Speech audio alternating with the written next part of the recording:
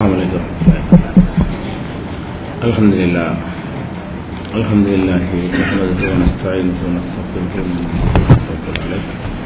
ونعوذ بالله من شرور انفسنا ومن سيئات اعمالنا من يهده الله فلا مضل له ومن يضلل فلا هادي له واشهد ان لا اله الا الله وحده لا شريك له واشهد ان محمدا عبده ورسوله.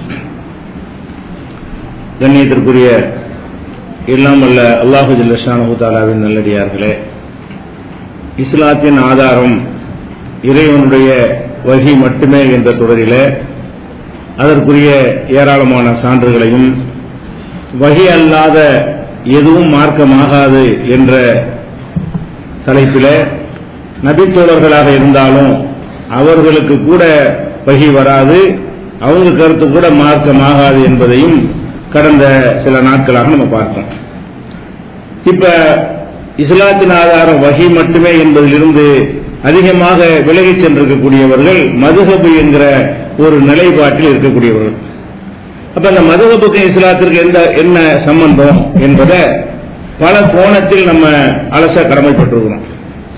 முதலாவதாக, இந்த மதுஹப் என்கிற இந்த கொள்கையை எந்த இமாமுடைய பெயரால் சொல்கிறார்களோ அந்த இமாம்கள் உருவாக்கவில்லை, அவர்களுக்கு இதுக்கு சம்பந்தமே இல்லை. இதை ஃபர்ஸ்ட் நம்ம விளங்க வேண்டியிருக்கிறது. அதுபோக மதுஹப் என்ற பெயர் அந்த இமாமுடைய பெயரை பயன்படுத்துகிறார்கள். மதுஹபுடைய சட்டங்கள் என்று பத்வா கொடுப்பதற்கும் மதரசாவில் ஓதி கொடுப்பதற்கும் வைத்திருக்கிற நூல்கள் எல்லாம் அந்த இமாம்கள் எழுதியது கிடையாது. சில நூறு ஆண்டுகளுக்கு முன்னால் எழுதி கொண்டு அந்த இமாமுடைய பெயரை யூஸ் பண்ணி கொண்டிருக்கிறார்கள்.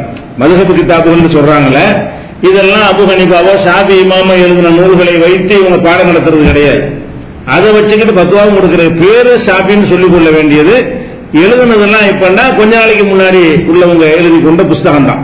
அதையும் நம்ம விரிவாக உங்களுக்கு ஆதாரத்தோட சொல்ல இருக்கணும். அப்படி எழுதின அந்த நூல்களில் உள்ள விஷயத்தை கூட இப்ப இருக்கிற உலமாக்கள் பயன்படுத்தி ஒத்துக்கொள்கிறார்களா கிடையாது, அதுக்கு மாற்றமா நடக்கிறாங்க. எழுதப்பட்ட இந்த 200, 300, 400 ஆண்டுகளுக்கு முன்னாடி எழுதப்பட்ட புஸ்தகத்தில் உள்ளதையாவது இப்ப இருக்கிற மூளைமார்கள் சட்டமா சொல்லுவாங்கன்னு சொல்ல மாட்டாங்க. அவங்க இஷ்டத்துக்கு எதையாவது சொல்லிக் கொண்டு அது ஹனஃபி மதுஹப்வாங்க. அப்ப அந்த கிதாபுக்கு இவங்களுக்கு சம்பந்தம், மதுஹபுக்கும் ரசூலுல்லாஹ்வுக்கும் சம்பந்தம் கிடையாது, மதுஹபுக்கும் அந்த இமாமுகளுக்கும் சம்பந்தம் கிடையாது. இவங்க எதை நூல் என்று எழுதி வைத்துக் கொண்டிருக்கிறார்கள் அந்த நூலுக்கும் மதுஹப் இமாமுக்கும் சம்பந்தம் கிடையாது. எந்த நூலை மதுஹப் கிதாபுன்னு சொல்றாங்களோ அந்த கிதாபுக்கும் இப்ப இருக்கிற ஆலிம்களுக்கு சம்பந்தம் கிடையாது. இப்படி எல்லா வகையிலையும் இஷ்டத்துக்கு சொல்லுவதற்கு இது உதவுகிறது. வாயில வந்ததை எல்லாம் மார்க்கம்னு சொல்வதற்கு மதுஹப் குர்ஆன் நம்பர் சொல்லி கேட்டுருப்பீங்க, ஈஸியா எடுத்து பார்த்து போடலாம். ஹதீஸ்னா எந்த ஹதீஸ் புகாரியா முஸ்லிமா நம்பர் சொல்லி கேட்டுருவீங்க. மதுஹப்னா நூற்றுக்கணக்கான புஸ்தகங்கள் இருக்கு, ஏதாவது பேர சொல்லி விட சரம்புலாலி சொன்னார்னா என்ன செய்வீங்க? அப்படியா சரம்புலாலி சொன்னாரா, சுல்தான் காதர் சொன்னா ஏதாவது சொல்ல வேண்டியது. இதுக்கெல்லாம் வசதி இருக்கிறதுனாலதான் மதுஹப்ங்கிறத தூக்கி பிடிக்கிறாங்க. அப்ப இதை நம்ம ஃபர்ஸ்ட் அடிப்படையாக வைத்துக் கொண்டு இமாம்களுக்கும் மதுஹப்புக்கும் சம்பந்தம் இருக்குதா என்பது முதல் பார்ப்போம். இதை பற்றி இமாம் அபு ஹனீஃபா அவங்க என்ன சொல்றாங்கன்னு கேட்டா, இதா சஹல் ஹதீஸு ஃபஹுவ மதுஹபி. அவங்க வாழும்போது என்ன சொன்னாங்கன்னு கேட்டா, நமக்கு ஹதீஸ் எல்லாம் கொஞ்சம் கொஞ்சம் தான் கிடைக்கிறத வச்சுக்கிட்டு மீதிக்கு நம்மளா ஒரு ஐடியா பண்ணி ஒரு கருத்தை சொல்லிவிடுறோம். ஆனால் சரியான ஹதீஸ் கிடைத்து விடுமையானால் அதுதான் என் மதுஹபு. கிடைக்காததுக்கு ஒரு முடிவு சொல்லணும், அதுக்குத்தான் நாங்க அறிஞர்களா ஏதோ சொல்றோமே தவிர ஹதீஸ் கிடைச்சிட்டுச்சுன்னா அதுதான் என் மதுஹபு. அப்ப ஹதீஸ் பிரகாரம் நம்ம நடக்கிறோம்ல, இதான் ஹனஃபி மதுஹப், நம்ம இதான் ஹனஃபி மதுஹப். தௌஹீத் ஜமாஅத் நிலைப்பாடு என்னது, ரசூலுல்லாஹ்வுடைய மதுஹப் தான். ஹனஃபி இமாமுடைய கொள்கை என்னன்னு கேட்டீங்கன்னா, ஹதீஸ் கிடைச்சா அதன்படி செய்யி, ஏன் சொல்லலாம் கேட்காத, நானே சொல்லாட கூட பரவாயில்லை, அதான் என் கருத்து அப்படின்னு அபு ஹனீஃபா என்ன செய்யறாரு, இதா சஹல் ஹதீஸ் ஃபஹுவ மதுஹபி. சரியான ஹதீஸ் கிடைத்து விட்டால் அதுதான் என் மதுஹப். மதுஹப் உண்டாக்கணும் வழங்குதுல, மதுஹப்னு அவர் பேரை யூஸ் பண்ணிக்கிறாங்க. அரசியல்வாதிகள் சொல்றாங்கல்ல, நாங்கள் பெரியார் வழி நடப்போம் அண்ணா வழி நடப்போம்னு சொல்லுவாங்க. பெரியார் வழி நடப்போம்னு சொல்லிட்டு சாமி கும்பிடுவாங்க. பெரியார் வழி அவர் சாமி வேணான்னு சொன்னாரு, ஆனால் பெரியார் படத்தையும் போட்டுக்கொண்டு நாங்கள் பெரியார் வழியில் போறோங்கிறாங்கல்ல, பேருக்கு பயன்படுத்துவாங்க. பெரியாருக்கு இவங்களுக்கு சம்பந்தம் இருக்காது. இந்த அரசியல் இதுமா இருக்கான். இந்த அரசியல்வாதிகளுக்கு எப்படி காலஞ்சென்ற தலைவர்களுக்கு சம்பந்தம் இருக்காதோ, காந்தி வழியில போவோம்னு சொல்லிட்டு என்ன செய்வாங்க சொல்லுவாங்க, காந்திக்கு அவங்களுக்கு எந்த விதமான சம்பந்தமே இருக்காது. அந்த மாதிரியான ஒரு அடிப்படையில் தான் இமாம்கள் பேரை யூஸ் பண்றாங்க. இமாம்களுக்கு மதுஹபுக்கு சம்பந்தம் கிடையாது, இதுல விளங்குது. இது அவங்க மதரசாவோட பாடத்தில் வச்சுக்கிறாங்கல்ல, அந்த துருல் முக்தார் அதுல இருக்கு. இது நம்ம கிட்ட சொல்ல, எதை பாடத்துல மதுஹப் கிதாபுல சொல்லி கொடுக்குறாங்க அதுலதான் சொல்றாங்க. அபூ ஹனீஃபா இப்படிதான் சொன்னாரு. ஷைஹான ஹதீஸ் வந்துட்டால் அவை மதுஹப் அபூ ஹனீஃபா சொன்னதாக நம்மளா சொல்லல, இவங்களுடைய எதிரிகள் சொல்லல. பாடத்துல 7ஆம் வகுப்பு பட்டவழிப்பு 6ஆம் வகுப்பு சொல்லிக் கொடுக்குறாங்க மதரசாக்கள்ல 6ஆம் ஆண்டுல, அதுல யாக்கும் அந்த கிதாபுல யாக்கும் இருக்குது. அதே மாதிரி அபூ ஹனீஃபா இமாம் சொன்னாங்க, லா யஹில்லு லி அஹதின் ஐ யஅகுது பி கௌலினா மாலம் யஅலம் மின் ஐன அஹதுனாஹு. எந்த ஒருவராக இருந்தாலும் அவருக்கு ஹலால் கிடையாது, எங்களுடைய சொல்லை எடுத்துக்கொள்வது ஹலால் இல்லை. யார் சொல்றா? அபூ ஹனீஃபா ஹராம்ங்கிறார். எங்களுடைய பேச்சை நீங்கள் எடுத்துக்கொள்வது ஹராம். எப்ப வரைக்கும் ஹராமு? மாலம் யஅலம் மின் ஐன அஹதுனாஹு, எந்த ஆதாரத்திலிருந்து நாம் அதை எடுத்தோம் என்பதை அறியாமல் கருத்தை மட்டும் நீங்கள் எடுத்தீர்களே ஆனால் அது ஹராம். அப்ப அபூ ஹனீஃபா அவங்க சொன்னார்னு சொன்னா அவர் என்ன ஆதாரத்தை காட்டி சொன்னாலும் சேர்த்து பாரு. ஆதாரம் கரெக்டா இருந்தா ஏத்துக்க, ஆதாரம் இல்லாம என் பேர்ல அபூ ஹனீஃபா சொன்னார்னு சொன்னால் அப்படி சொல்வது ஹராம் தாங்க. மதுஹப்வாதிகள் ஆதாரம் காட்டி பேசிட்டு இருக்காங்க, எதை வேணாலும் சொல்றாங்க. அபூ ஹனீஃபா மதுஹப் ஹனஃபி மதுஹப் சொல்லிட்டா போதுமா இருக்கிறது. அபூ ஹனீஃபா இப்படி சொல்வதை என்ன செய்யறாங்க? ஹராம் என்று சொல்லி இருக்கிறார்கள். இது இனூத்துல் முஹ்தார்ங்கிற கிதாபுல, பஹருல் ராயிக்ங்கிற கிதாபுல, இப்னுல் கய்யிமுடைய கிதாபுகள் எல்லாம் நிறைய நூல்கள்ல அபூ ஹனீஃபா சொன்னதாக எழுதப்பட்டிருக்கிறது. அதே மாதிரி அவங்க சொல்றாங்க, இதா குன்து கௌலன் யுஹாலிபு கிதாபல்லாம், நான் ஒரு சொல்லை உங்களுக்கு சொல்கிறேன், அது அல்லாஹ்வுடைய வேதத்துக்கு மாற்றமா இருக்கிறது, நானே கவனம் இல்லாம புரிந்து கொள்ளாமல் அந்த வசன யாபத்துக்கு வராமல் நான் ஒரு கருத்தை உங்களுக்கு சொல்லிவிட்டேன், அது குர்ஆனுக்கு மாற்றமாக இருக்குமே ஆனால் ஹபரர் ரசூலி ஸல்லல்லாஹு அலைஹி வஸல்லம், ரசூல் ஸல்லல்லாஹு அலைஹி வஸல்லம் உடைய செய்திக்கு மாற்றமாக இருக்குமே ஆனால், குர்ஆனுக்கு மாற்றமாக ரசூலுல்லாஹ்வுடைய ஹதீஸ்க்கு மாற்றமாக இருக்குமே ஆனால் ஃபத்ருக்கு கௌலி, ஏன் சொல்லி விட்டு போடுங்க. நீங்க ஒரு ஹதீஸ் பாக்குறீங்க, நான் மாத்தி சொல்லிருக்கேன்னா என்னத்துக்கு ஒரு கட்டி போடுங்க, ஹதீஸ் படி சொல்லுங்க. இதுதான் ஹனஃபி மதுஹப். அந்த ஹனஃபி மதுஹப் இருக்கா? இப்ப ஹனஃபி இமாமுடைய மதுஹப் இதுதான். எது? நான் ஒரு கருத்தை சொல்லி அது குர்ஆனுக்கு மாற்றம் என்று உங்களுக்கு தெரிய வந்தால், ஹதீஸுக்கு மாற்றம் என்று உங்களுக்கு தெரிய வந்தால் என் சொல்லை நீங்கள் விட்டுவிட வேண்டும், குர்ஆனை ஹதீஸை எடுத்துக்கொள்ள வேண்டும். இப்படித்தான் அவர் சொன்னார் என்பதற்கும் ஆதாரம் இருக்கிறது. அதே மாதிரி இது ஒரு பெரிய முதல் இமாம் விட்டுருவோம், மாலிக் இமாம். அவர் என்ன சொல்றாரு? இன்னமா அன பஷரும். அவங்க யார்? நாங்கள் இமாம்கள், எங்கள் சொல்லுக்கு அப்பீல் இல்லை, இல்லை வாதம் பண்ணவே இல்லை. அவங்க என்ன சொல்றாங்கன்னா, இன்னமா அன பஷரும், நான் ஒரு மனிதன், உக்தி உசி, சில நேரத்தில் சரியா சொல்லுவேன், சில நேரத்தில் தப்பா சொல்லிடுவேன். மனுஷன் தானே, மனுஷன் என்று சொன்னாலே சில சரியா இருக்கும், சில தவறாக இருக்கும்.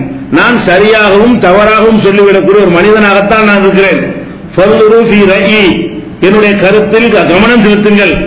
நான் என்ன கருத்தையா சொல்லி இருந்தேனே ஆனால் அதில் கவனம் வையுங்கள். எப்படி கவனம் வையுங்கள்?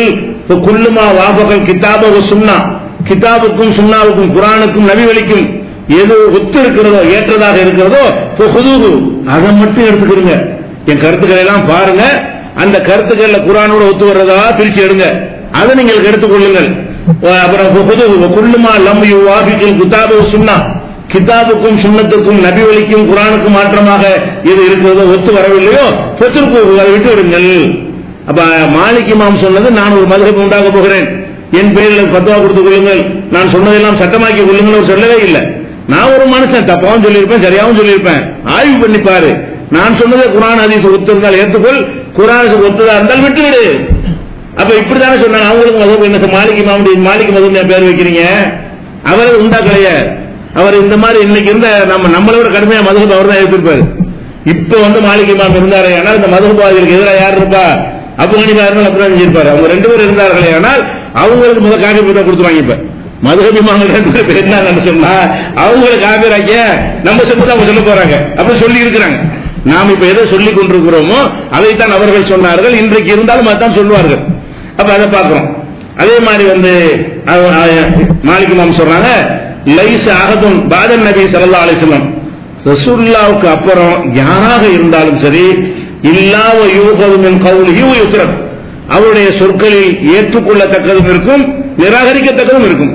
ரசூலுல்லாஹ்வை தவிர எவருடைய பேச்சாக இருந்தாலும் சரி அப்படியே ஏற்றுக்கொள்ளக்கூடிய சொல்லி யாருக்கும் இல்லை. யாருடைய பேச்சாக இருந்தாலும் சரி எடுத்துக்கொள்வதும் இருக்கும், எடுத்துக்கொள்ளத்தக்கதும் வீசக்கூடியதும் இருக்கும். இல்ல நபி ஸல்லல்லாஹு அலைஹி வஸல்லம் ரசூலுல்லாஹ்வுடைய சொல்லை தவிர பிறகு யாருடைய சொல்லாக இருந்தாலும் ஏற்கத்தக்கதும் இருக்கும் ஏற்கத்தகாததும் இருக்கும். அப்படின்னா என்ன அர்த்தம்? மதுஹப் இல்லைன்னு அர்த்தம்.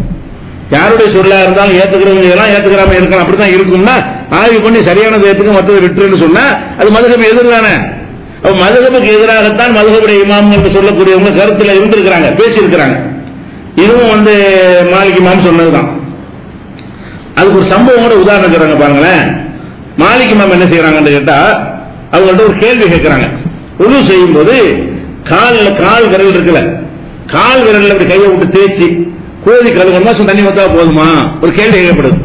கால் தண்ணி உரு செய்யும் போது கால் கழுவுறோம், காலை கழுவும் பொழுது கையில ஈஸியா செஞ்சிருவோம், கால தண்ணியை தான் ஊத்துறோம், ஒரு விரலை விட்டு விரல் இடையில அந்த தண்ணியெல்லாம் நல்லா போதான்னு பார்த்து அப்படி கோதி கழுவுறாங்கல்ல, அந்த மாதிரி கழுவணுமா அப்படின்னு கேட்கிறாங்க மாலிக் இமாம்கிட்ட.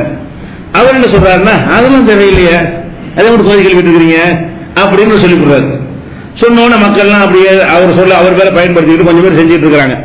அப்போ ஒருத்தர் சொல்றாரு, நீங்க இந்த மாதிரி சொல்லிட்டு கேள்விப்பட்டேன், என்கிட்ட ஒரு ஹதீஸ் இருக்குது, அது சொல்ல மாற்றமா இருக்குது அப்படின்னு அவர் சொல்றாரு. ஒருத்தர் சொல்றாரு, அது என்ன இந்த நான் சுன்னத்தும் என்கிட்ட இது சம்பந்தமாக ஒரு சுன்னத்து இருக்கிறது, ஒரு நபி வழி இருக்குன்னு அவர் சொல்றாரு. அது என்ன அப்படின்னு மாலிக் இமாம் கேட்கிறாங்க. அவர் என்ன செய்யறாருன்னு கேட்டா, நிறைய அறிவிப்பாளர் பேரெல்லாம் சொல்லி சொல்றாரு. ரசூல் ஸல்லல்லாஹு அலைஹி வஸல்லம் அவர்கள் தன்னுடைய இந்த ஹின்சர், இந்த சுண்டு விரல், இதை கொண்டு கால் விரலுக்கு இடையே கோதி கழுவினதை நான் பார்த்திருக்கிறேன் அப்படின்னு சொல்லி ஒருத்தர் அறிவிக்கிறாரு. அந்த ஹதீஸ் தாருக்கு சனது அப்படின்னு சொன்ன உடனே அவங்க என்ன செய்யறாங்கன்னு கேட்டா, மாலிக் இமாம் இன்ன ஹாதல் ஹதீஸ் ஹஸன், இது சரியான ஹதீஸா இருக்க, இது தெரியாம போச்சு இப்படின்னா மாற்றி சொல்லிருப்பேன், தெரியாம ஆதாரம் இல்லைன்னா செய்ய தேவையில்லைன்றாரு. கோதி கழுவணுமான்னு கேட்கறாங்க, அது சம்பந்தம் ஹதீஸ் இல்ல, ஹதீஸ் இல்லாட்டி நம்ம ஒரு சட்டம் சொல்லணும், தேவையில்லைன்னு சொல்லிட்டாரு, பத்துவா கொடுத்துறாரு. அவர் எடுத்து காட்டினவங்க, நான் மாலிக் இமாமும் நீங்க சாதாரண ஆளு, நீ எனக்கு சொல்லி தெரியாது கேட்டாரு. அவர் நினைச்சாரு, இது நல்லா இருக்க என்று சொல்லிவிட்டு, ஒமா சமயத்துடைய கத்து இல்லசா, இந்த ஹதீஸை இந்த நிமிடத்திற்கு முன்னால் நான் கேட்டதில்லை, கேட்டதா சொல்லியிருக்க மாட்டேன், இருக்கிற வச்சு நான் தீர்ப்பளிக்க முடியும், கிடைச்சதை வச்சுதான் தீர்ப்பளிக்க முடியும், கிடைக்கல என்று சொல்லிட்டு தகலீல சாபி, அதுக்கு பிறகு விரல்கள்லாம் நீங்க கோதி கழுவுங்க உத்தரவிட ஆரம்பித்தார், மக்களுக்கு பிரச்சாரம் செய்ய ஆரம்பித்தார். அப்படிங்கிறது இது மாலிக் இமாம். எதுக்கு சொல்றோம், இமாம்கள் இவங்க சொல்ற மாதிரிலாம் இருக்கல, அந்த இமாம்கள் பேரை பயன்படுத்தி கொண்டு வழிகெடுத்துக் கொண்டிருக்கிறார்களே தவிர இவங்க சொல்ற மாதிரியான ஒரு கருத்துல ஷாஃபி இமாம் மாலிக் இமாம் இருக்கவில்லை, அபு ஹனீஃபா இமாமும் இருக்கவில்லை. அபு ஹனீஃபா இமாம் மட்டும் ஹனஃபிங்கறாங்க. அடுத்து ஷாஃபி இமாம். ஷாஃபி இமாம் என்ன செய்யறாங்கன்னு கேட்டா, மாமின் அகதின் இல்லாவ ததுஹபாலை சுன்னத்துல் ரசூலுல்லாஹி ஸல்லல்லாஹு அலைஹி வஸல்லம் தாசுபனு, எந்த ஒரு மனிதனாக இருந்தாலும் சரி அவனுக்கு ரசூலுல்லாஹ்வுடைய சில சுன்னத்துகள் கிடைக்காமல் தான் இருக்கும். அனைத்து ஹதீஸும் தெரிஞ்சவனும் கிடையாது. அவர் சொல்றாரு, அனைத்து ஹதீஸுகளும் எனக்கு எல்லா ஹதீஸும் தெரிஞ்சுன்னு சொல்லக்கூடியவன் ஒருவனுமே கிடையாது, சில ஹதீஸை விட்டுதான் இருக்கும். ஃபமஹுமா குல்து மின் கௌலின், நான் ஏதாவது ஒரு கருத்தை சொல்லி இருந்தால், அவ் அஸ்ஸல்து மின் அஸலின், ஒரு நிலைப்பாட்டை ஒரு கொள்கை முடிவை நான் எடுத்திருந்தால், ஃபீஹி அன் ரசூலுல்லாஹி ஸல்லல்லாஹு அலைஹி வஸல்லம் খিলাফுமா குல்து, அது நான் ரசூலுல்லாஹ் சொன்னது மாற்றமாக இருந்தால், நான் ஒரு கருத்தை சொல்கிறேன் அல்லது விதியை சொல்கிறேன், அது ரசூலுல்லாஹ் சொன்னதுக்கு மாற்றமாக இருக்கிறது என்று சொன்னால், ஃபல் கௌலு மா கால ரசூலுல்லாஹி ஸல்லல்லாஹு அலைஹி வஸல்லம், ரசூலுல்லாஹ் சொன்னதுதான் என் சொல்லு, நான் சொல்லி இருந்தாலும் என் கருத்து கிடையாது, ரசூல் ஸல்லல்லாஹு அலைஹி வஸல்லம் சொன்னதாக நீங்க அறிகிறீங்களா, அதுதான் என் கருத்து, எனக்கு தெரியாம சொல்லிவிட்டேன் என்று சொல்லி மாலிக் இமாம் என்ன செய்யறாங்க, ஷாஃபி இமாம் அவங்களும் இந்த மதுஹபுக்கு எதிராக பேசுகிறார்கள். அதே மாதிரி சொல்றாங்க பாருங்களேன், அஜ்மஅல் முஸ்லிமூன, முஸ்லிம்கள் எல்லாம் ஏகமனதான முடிவில் இருக்கிறார்கள்.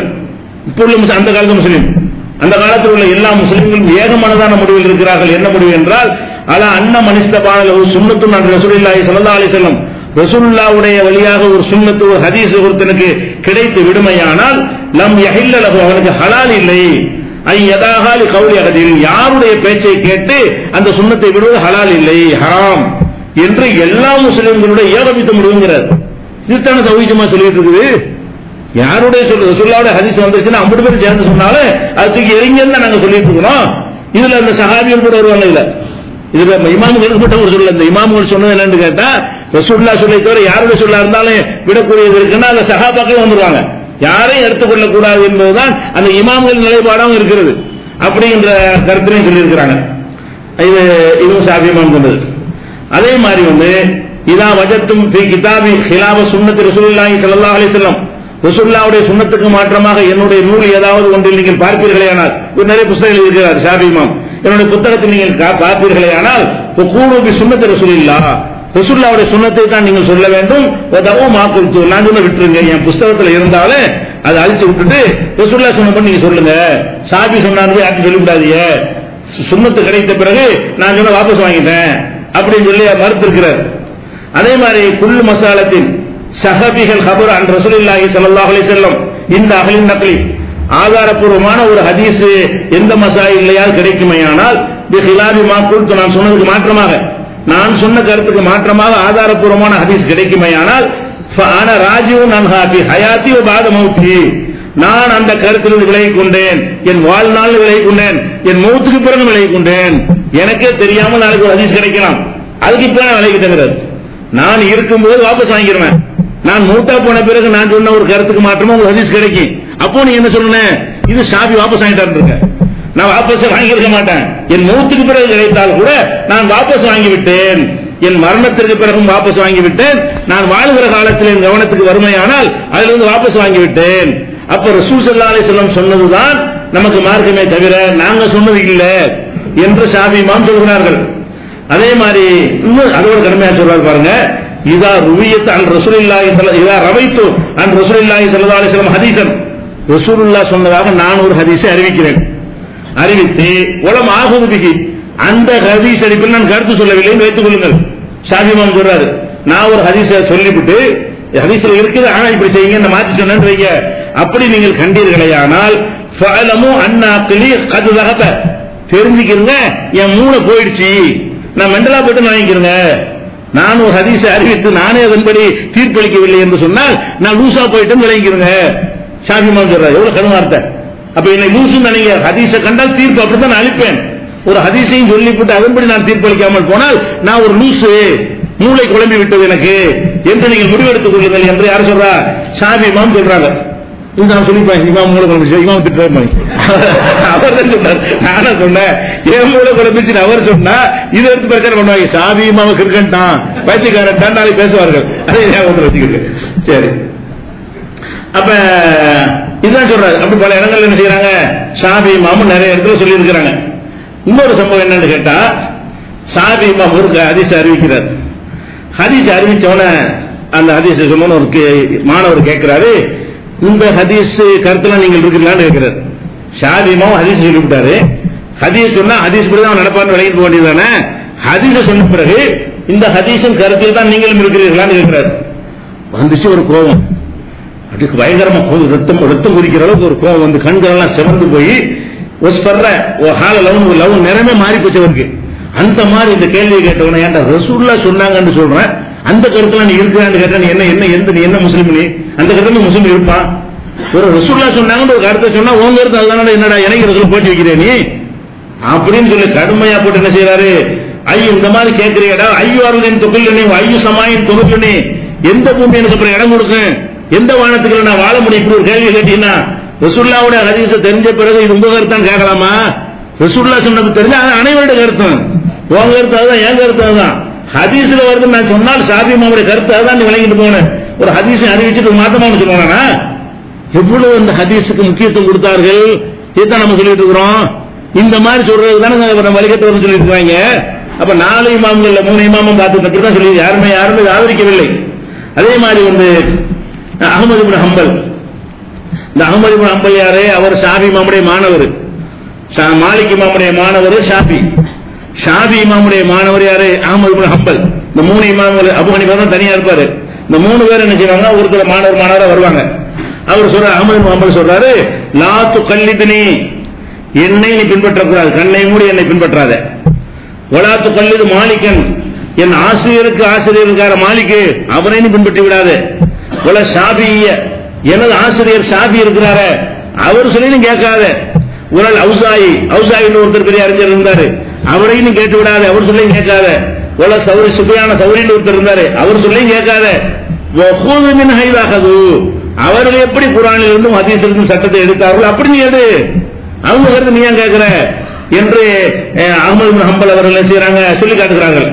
அதே மாதிரி வந்து இன்னொரு இடத்துல சொல்றாங்க, ரயுல் அவுசாயி, இமாம் அவுசாயியுடைய கருத்தாக இருக்கட்டும், ஒரு ராயு மாலிகன், மாலிக்குடைய கருத்தாக இருக்கட்டும், ஒரு ரஅயு அபி ஹனீஃபா, அபு ஹனீஃபாவுடைய கருத்தாக இருக்கட்டும், குல்லுஹு ரஅயுன், எல்லாம் அவங்க கருத்து, அவ்வளவுதான். ஓஹோ இந்தி சவாவன், எல்லாமே சமமானதுதான். இன்னமல் ஹுஜ்ஜத்து பில் ஆசார், ஆதாரம் என்பது ஹதீஸில் தான் இருக்கிறது, ஆதாரம் என்பது வஹீயில் தான் இருக்கிறது தவிர இதெல்லாம் அவங்களுடைய கருத்துக்கள். ஷாஃபி சொன்னார்னா ஷாஃபியுடைய கருத்து, அபு ஹனீஃபா சொன்னார்னு அவருடைய கருத்து, அது எப்படி மார்க்கமாகும் அப்படின்னு சொல்லி அவரும் மறுத்திருக்கிற காட்சியை பார்க்கிறோம். அப்ப என்ன வழங்குது, இந்த 4 இமாம்கள்ல யாருமே தங்களுக்கு ஒரு நிலைப்பாடு நம்மளால ஒரு இயக்கம் உண்டாயிருக்கோம்ல, இயக்கம் உண்டாக்குறதுக்கான ஒரு சமூக மார்க்கத்துக்காக உண்டாக்கலாத ஒரு நெட்வொர்க் இருந்தா சில காரியங்களை சாதிக்க முடியும், உலகத்துல கோரிக்கைகளை வென்றெடுக்க முடியும், ஒருத்தருக்கு பக்கபலமா இருக்க முடியும் என்பதற்காக நம்ம ஒரு தௌஹீத் ஜமாத் உண்டாக்கி இருக்கிறோம். இப்படி கூட உண்டாக்காதவங்க அபு ஹனீஃபா, ஷாஃபி, மாலிக், ஹம்பலி எல்லாம் இப்படி கூட தனக்குன்னு ஒரு கூட்டத்தை உருவாக்காமல் இது அந்த கொள்கை நம்ம என்ன தௌஹீத் ஜமாத் சொல்லுகிறது அதை சொன்னவர்கள். ரசூலுல்லாஹ்வை தவிர யாரையும் ஏத்துக்கிற மாட்டேன்னா அதான் தலைப்ப இஸ்லாத்தின் ஆதாரம் வஹி மட்டுமேங்கிற அதைத்தான 4 பேர் சொல்லி இருக்கிறாங்க. அப்ப இந்த மதுஹபுக்கு இமாம்களின் சம்பந்தம் இல்லை என்பது சந்தேகத்துக்கு இடமில்லாமல் தெரிந்துவிட்டது. சரி, அடுத்ததாக இந்த மதுஹப் இமாம்கள் சொல்றாங்க இல்லையா, இந்த மதுஹப் இமாம்களுடைய நூல்கள், அபு ஹனீஃபா இமாமுடைய கிதாப் எங்கப்பா, நீ ஹனபிங்கிறீல, சரி ஹனபி, நீ மதரசாவில் எந்த புத்தகத்தை வைக்கணும், அவர் எழுதின புத்தகத்தை வைக்கணும், நீ ஃபத்வா கொடுக்கிற என்ன செய்யணும், அபு ஹனீஃபா கிதாப் தான் இருக்குது, அபு ஹனீஃபா இந்த கிதாபில் இந்த பாகத்தில் இப்படி சொல்லி இருக்கிறாங்க, என்னைக்காவது ஃபத்வா கொடுத்துருக்காங்களா? இல்ல. இதை பத்தி என்னன்னு கேட்டா, ஜமாஅத்துல் உலமா தலைவர் ரஹமத்து பத்திரிகை நடத்திட்டு இருந்தார் திருநெல்வேலியில இருந்து. அவர் பேர் என்னது, ஹலீல் ரஹ்மான் ரியாஜி. ஹலீல் ரஹ்மான் ரியாஜிங்கிறவர் நமக்கு எதிராக கடுமையான ஆரம்ப காலத்து ஏகத்துவ பிரச்சாரம் தூங்கும் பொழுதெல்லாம் ஜமாஅத்துல் உலமா சார்பாக கடுமையான முறையில் எதிர்த்து எழுதி கொண்டே இருந்தார். அப்ப ஒரு கேள்வி கேட்கிறாங்க, இப்ப நீங்க ஹனபி மதுஹப்ங்கிறீங்கல, அபு ஹனீஃபா கிதாப்னா எங்க, அதை நீங்க பாடத்தில் வைக்க வேண்டியதானே, அதன்படி ஃபத்வா கொடுக்க வேண்டியதானே கேட்கிறாங்க. இதுல இந்த கேள்வி பதில் பத்திரிகையில் வரும்ல, எழுத்து மூலமான கேள்வி பதில். அவர் இந்த பத்திரிகையில் எழுதாரு, அபு ஹனீஃபா நிறைய நூல்கள் எழுதினார்கள், அதெல்லாம் எதிரிகள் எரிச்சுட்டாங்க. இல்ல, இப்ப அபு ஹனீஃபா எழுதின கிதாபு உலகத்தில் இல்லைன்னு யார் சொல்றா? ஜமாஅத்துல் உலமாவுடைய தலைவர், அன்றைய தலைவர். இப்பதான் 7-8 ஜமாஅத்துல் உலமா இருக்காங்க. அப்ப இருந்த ஒரே ஜமாஅத்துல் உலமா தான். ஜமாஅத்துல் உலமா, ஒட்டுமொத்த ஜமாஅத்துல் உலமாவும் யார் தலைவர்? அவர் தான் தலைவராக இருந்தார். அப்ப எல்லாருக்கும் சேர்ந்து தலைவராக மதிக்கப்பட்டவராக இருந்த அவர் சொல்றாரு, அபு ஹனீஃபாவுடைய கிதாபு உலகத்தில் இல்ல.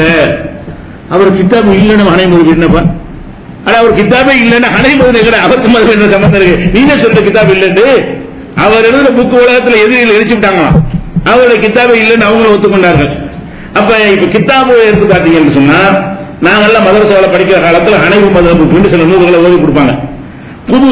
குதூரிங்கிற ஒரு கிதாபை ஹனஃபி மதுஹப்ல மதரசாவில தொழுகை நோம்புலாம் எப்படி செய்யறது மதுஹபுடைய சட்டத்துக்கு சொல்லி தருவாங்க. அதை எழுதினவர் அகமது இப்னு முஹம்மதுங்கிற ஒரு ஆள் எழுதுறாரு. அவருடைய மரணம் 428 ஹிஜ்ரி. அப்ப ஹிஜ்ரி 428க்கு அபு ஹனீஃபாவுக்கு எவ்வளவு வித்தியாசம்? அபு ஹனீஃபா ஹிஜ்ரி 80 150 மூத்தா போயிட்டாரு, சரியா? அப்ப 150 ஒரு மரணம் முடிஞ்சு விட்டது. அவர் மரணிச்சு 300 வருஷத்துக்கு பிந்தி ஒருத்தர் எழுதின புஸ்தகம் மதுஹபுல பாடத்திட்டமாவது. அவருடைய மரணத்திற்கு பிறகு 300 ஆண்டுகளுக்கு பின்னாடி உள்ளவர் எழுதினதா இது குதூரிங்கிறது. இது ஏன் வச்சு இத்தனை வருஷத்துக்கு பிந்தினத? அவர் இல்லாட்டா ஒரு மாணவர் வச்சிருக்கலாம்ல. அபு ஹனீஃபா கிதாபை கேட்டா கூட ஒரு 160 எழுதின கிதாபு, ஒரு 170 ஹிஜ்ரி 170 அவருடைய சீடர்கள் எழுதின கிதாபு வச்சிருக்கலாமா இல்லையா? அங்க இருந்து 300 வருஷம் கடந்து ஏன் இஷ்டத்துக்கு அடிக்கிறதுக்காக வேண்டி அவர் இதெல்லாம் அடிச்சு அவர் மதுஹப் உண்டாக்க முடியாது. மதுஹப் ஒரு கருத்தை உண்டாக்குவதாக இருந்தால் ரொம்ப பிந்தி உள்ள ஆளுக்கு கருத்தை எடுத்தா தான் நமக்கு சூட்டாகும் என்பதற்கு செஞ்சதுக்கு ஆதாரம் என்னன்னு கேட்டா இந்த குதிரையுடைய காலம். அதே மாதிரி ஹிதாயா, அதான் முக்கிய 7ஆம் வகுப்பு வரைக்கும் சொல்லிக் கொடுக்கக்கூடிய பெரிய கிதாப், ஹனஃபி மதுஹபுடைய பெரிய ஆத்தன்டிக்கான கிதாப் இது ஹிதாயாங்கிற கிதாப். இதை எழுதினவர் 593 600 ஹிஜ்ரி 600 வைங்களேன். ஹிஜ்ரி 6ஆம் நூற்றாண்டுல உள்ளவர் இவர். அபு ஹனீஃபா முதல் நூற்றாண்டுல பிறந்தவர். அப்ப 500 ஆண்டு கடந்து 450 ஆண்டு கடந்து அபு ஹனீஃபா மௌத்தா போய் 450 வருஷத்துக்கு பிந்தி ஒருத்தர் எழுதுனது அபு ஹனீஃபா மதுஹப் எப்படி இருக்கு?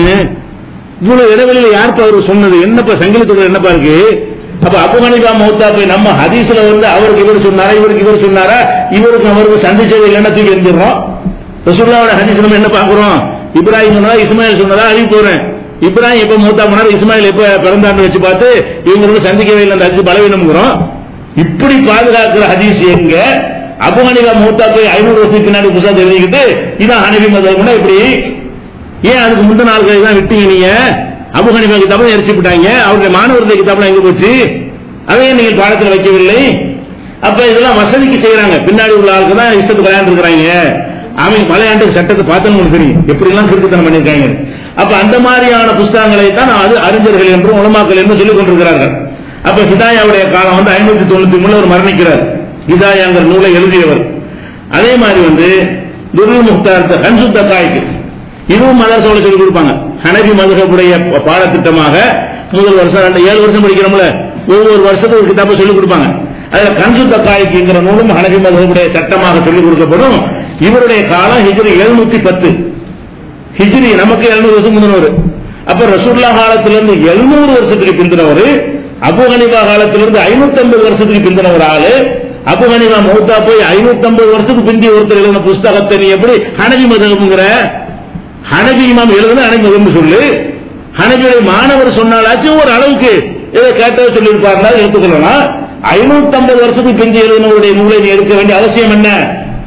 அப்ப இமாமுக்கு சம்பந்தம் இல்லை, இஷ்டத்துக்கு சொல்வதற்கு உதவும் என்பதற்காக செஞ்சிருக்கிறீங்க. முஸ்லிம் மன்னர்கள் ஆட்சியில அவங்களுக்கு வசதியாக சில நூல்களை எழுத சொன்னாங்க, அதுதான் எடுத்துட்டாங்க, வேற ஒன்றும் கிடையாது. இதெல்லாம் முஸ்லிம் மன்னர்கள் ஆளும் போது உள்ள ஆலிம் சாக்களை பிடிச்சி எழுத சொன்ன புஸ்தகங்கள், அது ஒரு விஷயம். அதே மாதிரி துருல் முக்தார் இதான் ரொம்ப ஃபேமஸா ஃபத்வாவுடைய கிதாபு. இவருடைய காலம் என்ன? 1088. அபூ ஹனீஃபா காலம் என்ன, இவர் காலம் என்ன? அபூ ஹனீஃபா 150 மௌத்தா போறாரு. 1088 உள்ள ஒரு ஆளு ஹனபி மذஹப் புஸ்தகம் எழுதுறாரு. அது ஹனபி சட்டம் நூல். எப்படி ஏதாவது லாஜிக் இருக்கா, அறிவு இருக்கா? ஒரு சிந்தனை உள்ளவர்களை ஏற்றுக்கொள்ளலாமா? இது எப்படி இதுக்கு ஹனபி மذஹப் எப்படி சொல்றீங்க? இத அவர் மூத்தா போய் 800-900 வருஷத்துக்கு ஒரு புஸ்தகத்தை எழுதிட்டு இது அபூ ஹனீஃபானா எப்படி? இதைத்தான் மதரசாவில் மூளை செலவு பண்ணி அபூ ஹனீஃபா கிதாப் ஹனபி மذஹப் மூளை செலவு செய்யறாங்க. அதை கேட்டுக்கொண்டு உலமாக்கள் வர்றதுனால மண்டையில் அப்படி ஏற்பி இருக்கிறது தவிர சிந்தித்து பார்த்தால் மதுஹபுக்கு சம்பந்தம் கிடையாது, இமாமுக்கு சம்பந்தம் கிடையாது. அதே மாதிரி நூறுல் இலாஹ்னு ஒரு கிதாபு, அதான் கீழே முதல்ல போன 2ஆம் வகுப்புல ஆரம்பிப்பாங்க. இந்த நூறுல் இலாஹ்ங்கிற கிதாபு யாருன்னு இருக்குன்னா 1069. இது என்ன இப்ப ஹிஜ்ரி 1069, கிட்டத்தட்ட 900 வருஷம். அபூ ஹனீஃபா ஹனபி எந்த மதுஹபுடைய இமாமை பேரை சொல்றீங்களோ அந்த இமாம் மூத்தா போய் 900 வருஷத்துக்கு பிறகு 900 ஆண்டுகள் கழிந்த பிறகு ஒருவர் ஒரு புத்தகத்தை எழுதிக்கிட்டு இதான் ஹனபி மذஹப்ங்கறாரு. அதை பாடத்தில் வச்சிட்டு இருக்கீங்க.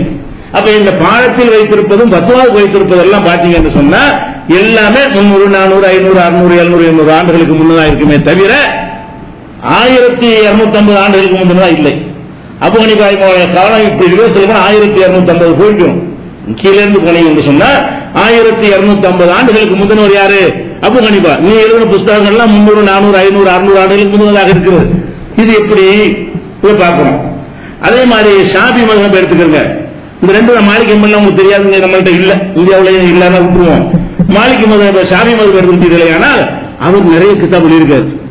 அவர் இருந்த கிதாப் இன்னைக்கு இருக்கிறது. அல் உம்மருக்கு பாடத்திட்டத்தில் இல்லை, ஃபத்வாவுக்கு இல்லை, உலகத்தில் இருக்கிறது. அல் உம்முங்கிற கிதாப் இருக்கிறது, இஸ்திலாபுல் ஹதீஸ் இருக்கிறது, அர் ரிசாலாங்கிற கிதாப் இருக்கிறது. இன்னும் ஏராளமான நூல்களை எழுதி குவித்தவர் யாரு? ஷாஃபி இமாம். பெரிய மேதை அவர். அந்த ஷாஃபி இமாமுடைய அந்த கிதாபில் எதையாவது ஒரு பாடத்தில் வச்சு அவனாச்சும் ஒரு பதில் சொல்லிட்டாங்க, காண பிடிச்சிட்டான். அரபியா நினைச்சிட்டான் அபூ ஹனீஃபா இமாமுக்கு தான் காண உலகத்துல இருக்குல்ல. உனக்கு ஷாஃபின்னு சொல்லி உனக்கு உம்மு கிதாப் இருக்குதுல, அந்த உம்மத்துக்கு ஏதாவது பாடத்தில் வச்சு சொன்னீங்கன்னா மதுஹப் உடைஞ்சு போயிரு. உம்மு கிதாப் படிச்சுட்டு வெளியே வந்தால் இதெல்லாம் அதுல இருக்கும். ஏன் சொல்ல கேட்காத ஹதீஸ் படி போ. அப்ப மதுஹப் நிலைநாட்ட இயலாது. அதுக்காக முடிச்சுட்டாங்க. இருக்கிற பாடத்திட்டத்தில் வைக்காம ஷாஃபி இமாம் உம்மு என்ற பெயரில் ஒரு கிதாப் எழுதினார் மட்டும் சொல்லுவாங்களே தவிர அது பாடத்திட்டத்திற்கோ ஃபத்வாவுக்கோ அது யூஸ் ஆகாது. அதை மேற்கோள் காட்டி ஃபத்வா தரமாட்டார்கள். உம்பத்து சாலிக் என்ற ஒரு கிதாப் என்ன செய்வாங்க? ஷாஃபி மذஹப் தனியா ஃபிக்ஹ் நடத்துவாங்கல்ல, அது நடத்துவார்கள். அவருடைய காலம் என்னன்னு கேட்டா 769 மௌத்தா போறாரு. 700 வச்சுக்கிறீங்களேன். அப்ப ஷாஃபி இமாமுடைய காலத்துக்கும் 800 எவ்வளவு வித்தியாசம் இருக்கு பாத்துக்கிறங்க. இவ்வளவு காலத்துக்கு பிறகு வச்சிருக்கிறாங்க. அதே மாதிரி ஃபத்ஹுல் முயின் அப்படிங்கிற ஒரு கிதாபை மார்சால பாடத்தில் வச்சிருக்காங்க. இது நம்ம இந்தியாவில் இருக்குறீங்க. மலபாரி ஜெயினுதீன் மலபாரின்னு ஒரு ஆள் எழுதினாரு. எப்ப எழுதினாரு? 987, 400 வருஷத்துக்கு முன்னாடி. ஷாஃபி இமாம் காலத்திற்கு 900 வருஷத்துக்கு முன்னாடி பின்னாடி. ஷாஃபி இமாம் காலத்திற்கு 900 வருஷத்துக்கு பின்னாடி ஒருத்தர் நம்ம இந்தியாவை சேர்ந்த கேரளாவை சேர்ந்த ஜெயினுதீன் மலபாரி, பேர்ல மலபாரின்னு வரும். மலபாரை சேர்ந்த ஜெயினுதீன் என்பவர் எழுதின புஸ்தகம் ஷாஃபி மதுஹப் எப்படி அவருக்கு என்ன லிங்க் என்ன, இவருக்கு அவருக்கு என்ன தொடர்பு, அவற்றின் பாடகத்து மாணவராக இவரு. அப்ப ஏதோ இஷ்டத்துக்கு மலையாளத்தில் உள்ள புத்தகத்தெல்லாம் கூடும் எழுதுறதுக்காண்டு செஞ்சார் அவர். கேரளாவில் என்னென்ன பதிவு செய்யறாங்க அதெல்லாம் மார்க்கத்தில் உள்ளதாக்குறது நம்ம ஒரு புத்தகத்தை எழுதி இது கூடும் கீழ் கூடும் எழுதுவதற்காக வேண்டி அதெல்லாம் என்ன எழுதியிருக்காங்கன்னு வருமானம் தெரியும் ஏன் இதெல்லாம் எழுதுனாங்க. அப்ப இந்த ஃபத்வா என்கிற கிதாபு ஷாஃபி மதுஹபுக்கு மதரசாவில் சொல்லிக் கொடுக்குற இந்த கிதாபும் அது இவ்வளவு காலம் ஆயிடுச்சு. அடுத்ததா எடுத்துக்கிட்டீங்கன்னா இஆனத்து தாலிபீன் அது ஒரு கிதாப், அதையும் ஆதாரமா எடுத்து ஃபத்வால யானாவுல இருக்குன்னு சொல்லுவார்கள் ஷாஃபி மதுஹபுக்காரங்க. இதனுடைய வருஷம் என்னன்னு கேட்டீங்கன்னா 1302. இப்ப 100 வருஷம் முந்தி, இப்ப 100 வருஷத்துக்கு முந்தி ஒருத்தர் எழுதின கிதாபு இவங்களும் ஃபத்வா கிதாப்.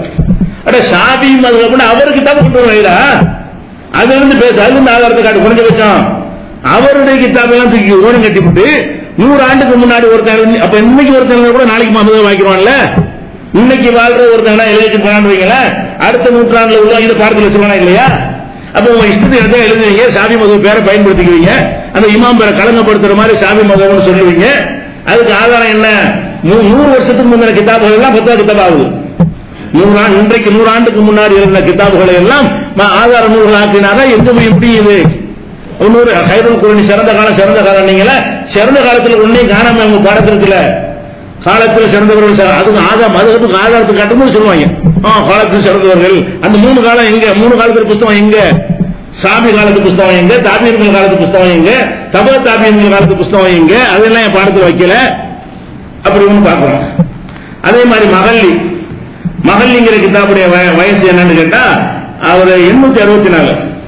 மகள்லிங்கிற அந்த நூல் இருந்து 864, அதுவும் கிட்டத்தட்ட 800 ஆண்டுகளுக்கு 750 ஆண்டுகளுக்கு மேல போகுது ஷாஃபி இமாமுக்கும் இந்த காலத்திற்கு. அப்ப இந்த மதுஹப் கிதாபுகள் மதரசாவுல பாடத்துல இதைத்தான் சொல்லிக் கொடுக்குறாங்க. ஹனபி பிள்ளைகளுக்கு அதுவும் ஷாஃபி பிள்ளைகளுக்கு இதுவும் சொல்லிக் கொடுக்குறாங்க. அப்ப என்னுடைய வருஷங்களை பார்த்தாலே என்ன செய்யுது, இதுக்கு இமாம்களுக்கு சம்பந்தம் இல்லை என்பது நமக்கு தெளிவாக தெரிந்து விடுகிறது. இது ஒரு அடிப்படையான விஷயம். அப்ப மதுஹப் இமாம்களுக்கு சம்பந்தம் இல்லைன்னு ஆயிடுச்சா. அடுத்ததாக இப்ப சில உதாரணத்துக்கு சொல்றேன். இவங்க இந்த மதுஹப் கிதாப் மதுஹப் நூலையும் ஒழிச்சிட்டு இமாம்கள் நூலை ஒழிச்சிட்டு ஏன் செஞ்சாங்கன்னு பார்த்தா சில சட்டங்கள் உங்களுக்கு சொல்றேன். அந்த அபு ஹனீஃபா, அபு யூசுப், ஷாஃபி அவங்களுடைய நேரடியான புக்கு இப்ப இருந்தால் என்ன ஆயிருக்கும் என்பதற்காக வேண்டி அவங்களுடைய கருத்துக்களை சிலர் சொல்றாங்களேன். இப்ப அபு யூசுப் இருக்காரு. அபு யூசுப் யாருன்னா அபு ஹனீஃபா இமாம் இருக்காருல்ல, அவருடைய பிரதான முதல் மாணவர் அபு யூசுப் தான். அடுத்த மாணவர் முகமதுன்னு சொல்லுவாங்க. அபு ஹனீஃபாவுடைய 2 முக்கியமான மாணவர்கள்ல முதல் இடத்தில் உள்ளவர் அபு யூசுப் என்பவர், 2வது இடத்தில் உள்ளவர் முகமது. இவங்க 2 பேரும் அபு ஹனீஃபா இதை பிரச்சாரம் பண்ணவங்கள, அபு ஹனீஃபாவுடைய கருத்துக்களுக்கு ஆத்தன்டிக்கா இருந்தவர்கள் இவங்க 2 பேரும் தான். அபு யூசுப் சொல்றாரு, அதாவது கபூர்ல நம்ம ஈர மண்ணு தண்ணி ஊத்துறோம் அடக்கம் பண்ணிட்டு, அப்படி தண்ணி கூட ஊத்தக்கூடாது. ஒரு ஆள் அடக்கம் பண்ணிட்டோம்னா மண்ணள்ளி போட்டு என்ன செய்யக்கூடாது, தண்ணி ஊத்திடக்கூடாது. அபு யூசுப் சொல்றாரு. ஏன் ஊத்தக்கூடாதுன்னா அன்னகு எஜரி மஜர தத்தீனி, பூசக்கூடாதுன்னு ரசூல் ஸல்லல்லாஹு அலைஹி வஸல்லம் அந்த கருத்துக்கு வந்துருது. ஏறக்குறைய அடக்கம் பண்ணிட்டு அதுக்கு மேல தண்ணியை கொஞ்சம் ஊத்துனாலேயே ஏதோ பூசக்கூடாது சொல்ல தடுத்தாங்கல்ல, களிமண்ணால் பூசிய மாதிரி வந்துவிடும் என்கிற காரணத்தினால் அதை செய்யாதீர்கள் அப்படி யார் சொன்னா, அபு யூசுப் சொன்னார். அவருடைய மாணவர் சொன்னார். கபரின் மீது கட்டடம் கட்டுவது மக்கள் வெறுக்கத்தக்கது. அவர் இவ்வாறு அதில் உட்கார்றது, தூங்குறது, மிதிக்கிறது, அதன் மீது மனிதனம் கழிக்கிறது, இதெல்லாம் தெரிஞ்ச விஷயம் தான். அவர் எவ்வளவு அலாமத்தின் மீது கிதாபத்தில் ஏதாவது எழுத்துமானமான ஒரு அடையாளத்தை வைப்பது, கல்ல கொண்டு வைப்பது, கல்வெட்டு வைப்பது, பேரெழுதி வைப்பது, இது எல்லாமே வெறுக்கத்தக்கதாக இருக்கிறது என்றும் அவர் சொல்லியிருக்கிறார். அப்ப அவருடைய இதெல்லாம் புஸ்தகத்தில் கொண்டாந்து வச்சா என்னவாக அடிபட்டு போயிடும். நீங்க எல்லாம் செய்ய முடியாது. கபர் கட்டிட்டு நியாயப்படுத்துறாங்கல்ல, அதுக்கெல்லாம் ரொம்ப தண்ணி ஊத்தக்கூடாதுன்னு சொன்னா இவ்வளவு கடுமை காட்டுறான்னு பாருங்களேன். இவன் டூமுங்கிறான தண்ணி ஊத்தக்கூடாதுங்க கபருக்கு மேல, அது பாருங்க. அதே மாதிரி இவ்வளவு தஜிசீசுல் குபூரி தத்தீனும், கபரின் மீது சுண்ணாம்பு பூசுவதும் களிமண் பூசுவதும் மக்ரூஹ் வெறுக்கத்தக்கது. ஒரு கரிக அபு ஹனீஃபா வெறுத்திருக்கிறார்கள், பாவம் என்று சொல்லியிருக்கிறார்கள். அல் பினா அல் கபரி, கபரின் மீது கட்டடம் கட்டுவதையும் அலாமத்தின் இது இன்னாருடைய கபர் என்று அடையாளம் போடுவது. அடையாளம் பேர் கூட வைக்க கூடாது. நீ இப்படி பில்டிங் கட்டி வச்சுட்டு நாகூர் இருக்காங்க, ஒரு கபூர்ல இந்த இடத்தில் இன்னார் அடங்கி இருக்காரு என்று ஒரு அடையாளம் போடுவதும் கூடாது. எது ஹனஃபி மதுஹப்? தௌஹீத் ஜமாஅத் சொல்றது ஹனஃபி மதுஹப் இருக்குது. நீ சொல்ற ஹனஃபி மதுஹப் இல்லையே. நீ எல்லாம் சரியில்லை ஜியாரத்து கொண்டு சொல்லிட்டு இருக்கிற. அவர் வைக்கவே கூடாதுங்கிறாரு. அப்ப அந்த மாதிரி அவர் சொல்லி இருக்கிறார். அதை இப்படி எல்லாம் பாக்குறோம். அதே மாதிரி அது காரணம் சொல்றாரு. அபு யூசுப் என்ன செய்யறாருன்னு கேட்டா, இதெல்லாம் ஏன் செய்யக்கூடாதுன்னு சொன்னா, அன்னதாலிக்கு மின்பாபி ஜீனா, இதெல்லாம் அலங்காரத்தை சேர்ந்து செத்த ஆளுக்கு என்னடா அலங்காரங்கிறார். உசுரோட உள்ள வந்து அலங்காரம் பண்ணிட்டு ஸ்டைல் பண்ணிட்டு இருக்கலாம். நீ பூசுவது கட்டணம் கட்டுவதெல்லாம் எதுல சேர்ந்துரு? அலங்காரத்தில் சேர்ந்ததாகிவிடும். ஹாஜத்து பில் மையத்து இலைகா, மையத்துக்கு என்ன அலங்காரம்?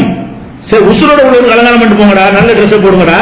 செத்து போனாலுக்கு என்ன பூசுறீங்க? அதுக்கு என்ன செலவழிக்கிறீங்க கேட்கிறாரு. மையத்துக்கு என்ன அலங்காரம்? அபு யூசுப் கேட்கிறாங்க. அதே மாதிரி அன்னகு தொகையும் மாலிப்லா பாயுதா, பயனற்ற வகையில் காசை வீணாக்குவது என்ன பயன்? ஒரு சட்டை போட்டா ஒரு பயன் இருக்கிறது.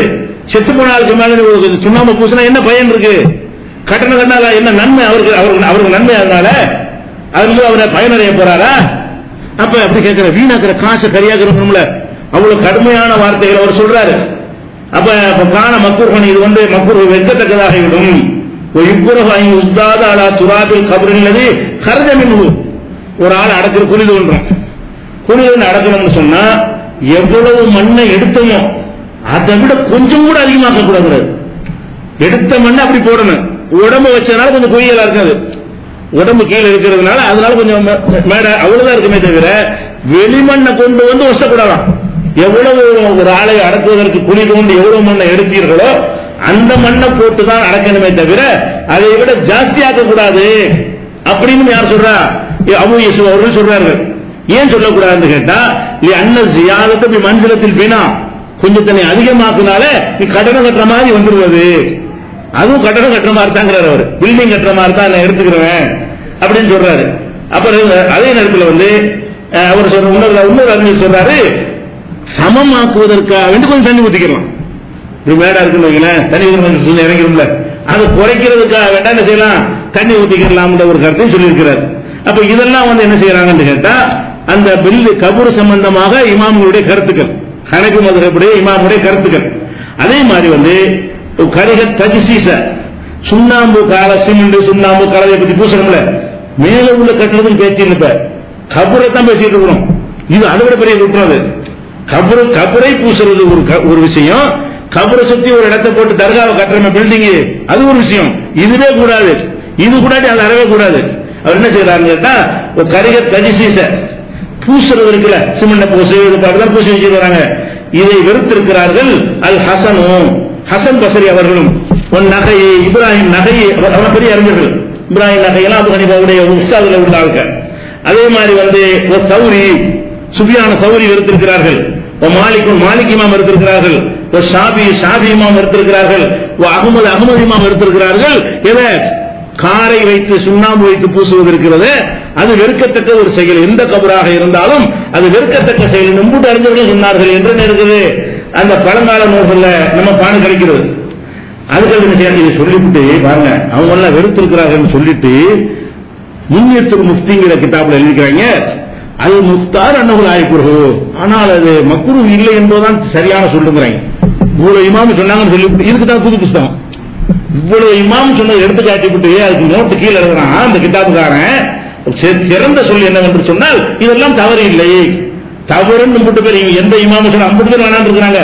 அந்த இமாம் பேர்ல மதுஹப் வச்சிருக்கிறான்.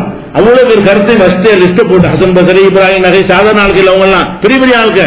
அதே மாதிரி மாலிக், அவுசாயி, சௌரி, ஷாபி, அகமது, அபு ஹனீஃபா, அபு யூசுப் பெரிய பெரிய ஆளுக்கு. மூட்டு பேர் கருத்தை சொல்லிவிட்டு என்ன சொல்றான்னு கேட்டா, ஆனால் தேர்ந்தெடுக்கப்பட்ட சொல் என்னவென்றால் இதெல்லாம் கூடும் என்பது. என்ன எந்த மதத்தில் உள்ளவன், இந்த யாருடைய மதத்தை உள்ள ஆள் இல்லை. பேரு ஹனஃபி, கிதாபுக்கு பேர் ஹனஃபி மதுஹப். ஹனஃபி இமாம் சொன்ன கருத்து இன்னுதான் எழுதி வச்சுட்டு, ஆனால் அது சரியில்லைங்கிறான். அப்ப நீ ஹனஃபி மதுஹப் பேரை வைக்கிற, நீ ஓமதுக்கு போய் நீ உன் பேரை சொல்லி மதுஹப் போய் பார்ப்போம். அப்ப இந்த ஒரு பேமஸான ஒரு ஆளுடைய பெயரை பயன்படுத்தினால் மக்களை ஈர்க்கலாம் என்பதற்காக வேண்டி செஞ்ச மோசடி தானே இது. அதை நம்ம பார்க்கிறோம். அதே மாதிரி வந்து இன்னும் பார்த்தோம்னா,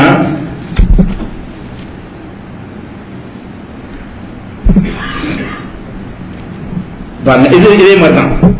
அப்ப லாயூருக்கு அலைஹி பினாவும், எந்த ஒரு கபராக இருந்தாலும் அதன் மீது கட்டடம் கட்டக்கூடாது. எவரும் ஹராமாகும்.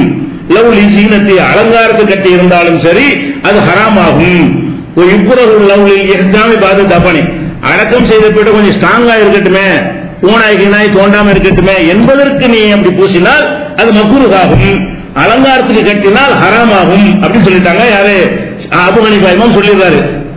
இதை எடுத்துட்டு என்ன செய்யறாங்கன்னா கீழே, ஆனால் சொல்லப்பட்டு இருக்கிறது லா யுக்ரஹுல் பினாவு இதா கானல் மையத்து மினல் மஷாயிஹி வல் உலமாஇ வஸ்ஸாதாத்தி, தலைவர்கள் உலமாக்கள் ஷேகுமார்களாக இருந்தால் அது பரவாயில்லைன்னு சொல்லப்பட்டிருக்கு. அது நினைக்கிறேன். அதுக்கு பின்னாடி ஒரு கிதாப் எடுத்தது. முன்னாடி உள்ள ஆளுக்கு கிதாபை தூக்கி எரிஞ்சு விட்டு அவங்க சொன்ன கருத்தை எடுத்து எழுதி கீழே என்ன கேட்டா என்றும் சொல்லப்பட்டிருக்கிறவன் எவன் சொன்னவன் சொல்லப்பட்டிருக்கு ஆள் பேர் கூட இல்லைங்க. இதை வச்சு பாத்தீங்கன்னா சொல்லி இருக்கிறாங்க அப்படி இருக்கிற ஒரு கருத்து, அதை வச்சு பத்தா கொடுக்கறதுக்காக வேண்டி. அப்ப இப்படி இதெல்லாம் பார்க்கிறோம். அதே மாதிரி இன்னொன்னு பாருங்களேன், எப்படிலாம் அந்த புந்தன கித்தாபுல எப்படி மீறாங்கிறது ஒரு ஆதாரம். லா பாசபில் கித்தாபத்தி, அதாவது எழுதுவது துருவ முக்தார்ல இருக்குங்க. கபரின் மீது இந்த கபர் அடங்கியிருந்தாருடைய மகன் இன்னாரு, தோற்றம் மறைவு அப்படி போடுவாங்கல்ல, இப்படியான ஒரு கல்வெட்டு எழுதுறது பிழை இல்லைன்னு துருவ முக்தார்ல இருக்கு. துருவ முக்தார்னா 1600 கிதாப் இருக்குல்ல, மதரசால வச்சுக்கிறாங்கல்ல, அதுல இருக்குது. அதுல எழுதிட்டு என்ன சொல்றாங்கன்னு பாருங்க. பிழை கல்வெட்டு வச்சு எழுதுறது பிழை இல்லையா இப்ப எழுதின கிதாப்ல. காரணம் அண்ணன் நஹி அன்ஹா, அதை ரசூல் ஸல்லல்லாஹு அலைஹி வஸல்லம் தடை செய்திருப்பது ஒயின் சஹ, அது ஆதாரப்பூர்வமாக இருந்தாலும் ஃபக்கத் வஜதல் இஜ்மாவுல் அமலி, இஜ்மா மக்கள் இஜ்மா கட்டி விட்டார்கள், அதை தூக்கி போட வேண்டியதாங்க பச்சையா. எப்படி சொல்றாங்க, கல்வெட்டு வைக்க கூடாது என்று ஹதீஸ் இருந்தாலும் சரியான ஹதீஸாக இருந்தாலும் மக்கள் ஏகமான கல்வெட்டு வச்சுட்டு இருக்காங்கல்ல, அதுதான் முக்கியம். அதனால பிழை இல்லை. அப்ப இந்த கல்வெட்டு வைப்பது பிழை இல்லை என்பதற்கு என்ன ஆதாரம்? ஒரு ஆதாரம் இல்ல. எதிரான ஆதாரம் இருக்கவனுக்கு தெரிஞ்சும் இருக்குது. எதிரான ஆதாரம் இருக்கு சரின்னு ஒரு சொல்றான். சக அது சரியான ஹதீஸாக இருந்தாலும் ரசூலுல்லாஹ் கருத்தே இருந்தாலும் நாங்க செய்யலாம். ஏன் செய்யலாம் என்றால் மக்கள் எல்லாம் செய்து விட்டார்கள். அப்ப மக்கள் எல்லாம் செய்யறது சொல்றது அழகு மக்கள் முதல் போய் மக்கள் முதல் என்ன செய்யணும், நாங்க மக்கள் முதல் சொல்லிட்டு போ, அதுக்கு அழகு முதல் ஹனபி மதம் சொல்வதாக இருந்தால் அவர் சொல்றது அவர் சொல்லட்டு, சாதி மதம் இருந்தால் சாதி சொல்லட்டு, நீ என்ன வெத்தா கொடுக்கிற? மக்கள் போற போக்குல போற வசூல் பண்றதுக்காக வேண்டி பகைத்துக் கொள்ளாம அவன் விரும்புற மாதிரி விட்டு என்ன செய்வது, மக்கள்கிட்ட பணம் சம்பாதிக்கிறதுக்காக வேண்டி மக்கள் எல்லாம் முடிவெடுத்து செய்யும் போது அதை நம்ம குற்றம் சொல்ல முடியும். ரசூலுல்லாஹ் சொல்லி விரும்பாங்க. ரசூலுல்லாஹ் நமக்கு அப்படி பச்சையா சொல்றாங்க. ரசூலுல்லாஹ் சொன்னா நமக்கு என்னன்னு சொல்ற கிதாபு தாங்க இந்த மதஹப் கிதாபு. இது தாங்க நாங்க 7 வருஷம் படிச்சோம். அப்ப என்ன விளங்குது, இவங்களுக்கு அந்த பழைய கிதாபுகளை ஒதுக்கிட்டு புதியதை ஏன் தேர்ந்தெடுத்தார்கள் என்பதற்கு இந்த புதிய கிதாபுல மேற்கோள் காட்டுறாங்க. அதுல விளங்குது. எடுத்து காட்டும் போது மாற்றாங்க. அங்கே என்ன செய்யறாங்க, அவங்க சொல்லி இருக்கிறாங்க இருந்தாலும் அது மாற்ற வேண்டியதில்லை. ரசூலுல்லாஹ் சொல்றது அதிகம் போட்டு என்கிற அளவுல அவங்க மாட்டிக்கிறாங்க போட்டு, அதை பார்க்கிறோம். அதே மாதிரி பாருங்க, இப்ப இந்த ஒரு கபர் விஷயத்தை வச்சுக்கோங்க. அதே மாதிரி ஹனபி மதம் எடுத்தோம்னா இந்த 3ஆம் பாத்தியா 7ஆம் பாத்தி சம்பாதிக்கிறாங்கல்ல, இதுகள் எல்லாம் அந்த இமாம்கள் யாரும் ஆதரிக்கவே இல்லை. முன்னாடி இருந்த இமாம்கள் யாருமே என்ன செய்யல, ஆதரிக்கவே இல்லை. அப்ப என்ன செய்யறாங்கன்னா லா பாஸ பில் ஜுலூஸி லஹா இலா ஸலாத்தி ஐயாமின், 3 நாளைக்கு ஒரு கவலையாக உட்கார்ந்து இருக்கிறதுக்கு குற்றம் இல்லை. ரசூலுல்லாஹ் சொன்னாங்கல்ல 3 நாளைக்கு சோகம் அனுபவிக்கலாம், அதுக்கு மேல கூடாது. மின் கைரி இர்திகாபி மஹ்தூரின், தடை செய்யப்பட்ட எந்த காரியத்தையும் செய்துவிடக் கூடாது. மின் புருசில் பஸ்தி, விரிப்புகளை விரிப்பது, ஒரு அத்தைமதி மின் அகலில் மையித்தி, மையத்தான வீட்டுகள் இருந்து சோத்த வாங்கி திங்கிறது, இதெல்லாம் இல்லாமல் 3 நாட்கள் கவலையாக இருப்பது மட்டும் என்ன இல்ல, குற்றம் இல்லை. இப்புறகு மக்குருகாகும் இப்திஹாது ரியாபத்தி மின தஆமி மின் அகலில் மையித்தி, இறந்த வீட்டிலேயே விருந்த வாங்கி சாப்பிடுவது மக்குருகு, செய்யக்கூடாது. ஹனபி மதஹ்ல முந்தைய இமாம்கள் சொன்ன கருத்து என்னது, அது கூடாது என்று சொல்லிவிட்டார்கள். கூடாது மட்டும் இல்ல, அன்னஹு ஷரவுன் ஃபி சுரூர், இது மகிழ்ச்சியை வெளிப்படுத்துவது. விருந்து கல்யாணமா, செத்து போயிருக்கிற வீட்டுல என்னடா ஒரு மகிழ்ச்சி கொண்டாட்டம், இது கொண்டாட்டத்தை காட்டக்கூடியதாக இருக்கிறது. உஹிய பிதாத்தும் முஸ்தக்பஹா, இது அருவருக்கத்தக்க அசிங்கமான பிதத்து. செத்த இளவு வீட்டுல போய் சாப்பிடுறது அருவருக்கத்தக்க பிதத்து. எந்த ஹனபி மதஹ் என்ன செய்ய போறீங்க? இப்ப உங்க மதஹப் கிதாபான முன்னோர்கள் எழுதி வச்சிருக்கிறீங்க, அதை நம்ம பார்க்கிறோம். இப்படி எல்லாம் இருக்கிறது. அதே மாதிரி ஒரு இப்புறவு இத்திகாது தாமி ஃபில் யௌமில் அவ்வலி முதலாவது நாள் ஒரு சாலிதி மூணாம் பாத்தியா அப்படி அது வருது. பாதல் உசு ஒரு வாரத்துக்கு பிறகு அப்படி எல்லாம் சாப்பாடு சமைக்கிறது. நப்புறு தாமி இலல் கபரி கபருக்கு உணவை எடுத்து செல்வது. இத்திகாது தாவத்தில் கிராத்தில் குரானி குரான் ஓதுவதற்காக வேண்டிய தாவத்து கொடுக்கிறது. குரான் ஓதுறோம் ஹத்தம் செய்யப்படும் கூப்பிடுறதுல அது. ஜம்மு சுலஹாய் குர்ராயில் ஹத்தமி குரானை முடிப்பதற்காக நல்லடியார்களையும் உலமாக்களையும் கூப்பிடுவது. அவர்கள் கிராத்தி சூரத்தில் அண்ணாமை இஹ்லாஸ் அண்ணாமை இஹ்லாஸ் சூரா ஓதுவதற்கு ஆட்களை கூப்பிடுவது. இது எல்லாமே வெறுக்கத்தக்கது, இது எல்லாமே தப்பு என்று என்ன செய்யறது? அவங்க மதுஹப் கிதாபுல இருக்கிறது அது மீறிட்டு இருக்காங்க நீங்க. அதான் அந்த இமாம்கள் சொன்னதை அந்த கிதாபுக்காரன் மீறான். அந்த கிதாபுல சொன்னான் 1000 வருஷத்துக்கு முந்தைய 400 வருஷத்துக்கு முந்தைய அதை இவன் மீறான். இதுல எழுதுனதுக்கு மாற்றமா மூணாம்பத்தி இருக்குங்கிறான். இவன் எந்த மார்சால படிச்சு கொடுக்குறான் அதுல இல்லன்னு இருக்குது. 3 இல்ல 7 இல்ல வாரப்பாத்தியா இல்லன்னு இருக்குது. அதை மதரசாவில் படிச்சுட்டு வந்து அது ஓதுனா என்ன தப்புங்கிறான். அதுக்குதான் மார்சா நடத்தவே செய்யறாங்க. ஊர் தஞ்சாவூர் ஜில்லால இருக்க வேண்டிய செத்து போனாலும் பாத்தியா ஓதுறதுக்கு தான் ஒரு மதரசா வேணும். அதுக்கு 10 பிள்ளைகள் சோத போட்டு வச்சுட்டோம்னா ஓதுறதுக்கு ஆளுங்க கிடைப்பாங்க. அதுக்கு தான் மார்சா நடத்துறது. ஆனா நீ ஓதி கொடுக்குற கிதாபுல என்ன இருக்குது? இதெல்லாம் கூட அது பாவம் இருக்குது. அதை பார்க்கிறோம். அதே மாதிரி வந்து இதெல்லாம் ஹாதிகள் அப்பாலு குள்ளுகாலி சுமாத்தி விடுறியா, இது எல்லாமே பேருக்கு செய்யப்படுறது. எங்க வாப்பாங்க எவ்வளவு சோறு விட்டுருக்கியா, அதுக்கு தான் அது பேருக்காக செய்யப்படுகிறது. இதை விட்டு விலகி ஆக வேண்டும். அன்னகும் லாயுரிதுனபிகா வஜ்ஹல்லா, இதன் மூலம் அல்லாஹ்வுடைய திருப்தி நாடுவதே கிடையாது, எல்லாம் பெருமைக்கு தான் இவங்க செய்யறாங்க என்று இவர்கள் ஓதி கொடுக்கும் கிதாபில் இருக்கிறத அதை இவர்கள் மீறுகிறார்கள். இமாம்கள் சொன்னதை இந்த ஓதி கொடுக்கிற கிதாபுக்காரன் மீறான். இந்த ஓதி கொடுக்கிற கிதாபுல உள்ளதை இப்ப உள்ள மதுஹப்காரன் செய்யறான். ஓதி கொடுக்கிற அஜர்த்துமார்கள் ஆலிம்சாக்கள் மீறுகிறார்கள். அப்ப என்ன மதுஹப் இஸ்திகான் செய்யற? இந்த கிதாபுல உள்ளதை அமல்படுத்தணுமா இல்லையா? அதை நம்ம பார்க்கிறோம். அதே மாதிரி வந்து இன்னும் இருக்குது. அதாவது சின்ன குழந்தைகள் இருக்கிற ஒரு வாரிசை விட்டு போனான்னு வைங்களேன், வாரிசை விட்டு போனா அதுக்கு விரும்பி அந்த வீட்டில் கொடுத்தாங்கன்னு வைங்க, அது ரெட்டை பிள்ளையாயிருமா. ஏன்? அது சொத்துக்கு வாரிசு சின்ன பிள்ளைலாம் இருப்பான், அவன்லாம் முடிவு செய்யணும். அவன் காசு சோத்து போடுவேன். செத்து போனவனுடைய காசுல இருந்து விருந்து வச்சீங்கன்னா அது பாகம் பிரிச்சு யார் யாருக்கு என்னன்னு போய் அவன் சம்மதப்பட்டால செய்யணும். நீ பாட்டுக்கு இத்தாவில் உட்காந்துருப்பா, நீ பாட்டு அவன் கணக்கில் திரும்பி போயிட்டு அவன் வந்து போயிட்டுப்பா. அந்த கணவனை பறி கொடுத்தவர்கள் எவ்வளவு கஷ்டப்படுவா. அது இரட்டை பிள்ளையா போய்விடும் என்றெல்லாம் கூட நுணுக்கமாக கவனித்து சொல்லி இருக்கிறத பார்க்கிறோம். அதே மாதிரி சில இடங்கள்லாம் என்ன செய்யறாங்கன்னு கேட்டா, இந்த பாத்தியா என்கிற பெயர்ல மெழுகுவர்த்தி ஏற்றுவது, விளக்குகளை ஏற்றுவது, தபேலா கட்டுவது, அழகான குரல்ல பாட்டு படிக்கிறது, இஜ்மாவுல் நிசாய் ஒரு முர்தான், சிறுவர்கள் பெண்களும் ஒன்று கூடுவது, அகதுல் உஜ்ரத்தி அல்லது விக்ரி குராத்தில் குரான், விக்ருக்கும் குரான் ஓதுவதற்கு கூலி வாங்குவது, காசு எடுத்து கைமட வாங்கி செய்யறாங்க, கூலி வாங்குவது, இது அல்லாத மின்மாகுவ முஷாகதம் பிஹாதில் அஸ்மான், இந்த காலத்தில் கண்கூடா பார்க்கிறோமே, இது எல்லாமே பாவம் அப்படின்னு அவங்க ஓதி விடுறது கிதாபுல இருக்கு. ஆனா அதற்கு மாதிரி அதையும் மீறாங்க. இந்த கித்தாபுக்காரர்கள் அந்த இமாம மீறுறாங்க, இந்த கித்தாபில் உள்ளதை ஓதி கொடுக்கிற இந்த இமாம்கள் மீறுகிறார்கள். எதுல எனக்கு நம்பிக்கை கிடையாது, பேருக்கு எனக்கு போலதான் அது விளங்குகிறது.